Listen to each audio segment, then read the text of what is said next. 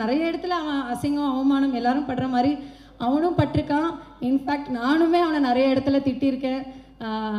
அது சாரி வந்து அது பர்சனலாக சொன்னாலும் மேடையில் சொன்னாலும் அது வந்து பத்தாதுன்னு தான் நான் நினைக்கிறேன். I want to say sorry. நிறைய ஹார்ட் ஒர்க் போடுவான். நான் வந்து அவனை பிரபாவை நம்பி ஏதாவது ஒரு ஒர்க் நான் கொடுக்குறேன் அப்படின்னா தைரியமாக நான் கொடுப்பேன்.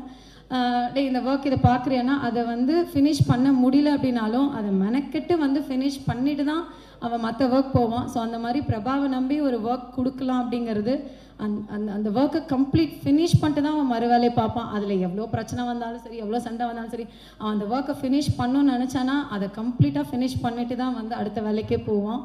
ஸோ பேய்த்தனமாக உழைப்பாங்கிறத வந்து அவன் உழைச்சிட்டே தான் இருப்பான். ஸோ அதுக்கான அங்கீகாரமாக தான் முதல் முறையாக இந்த 13 வருஷத்துக்கான ஒரு விடையாக வந்து இது ஆரம்பமாக நாங்கள் நினச்சிக்கிறோம். இந்த மாதிரி நீங்கள் எங்களுக்கு தொடர்ந்து சப்போர்ட் பண்ணணும்.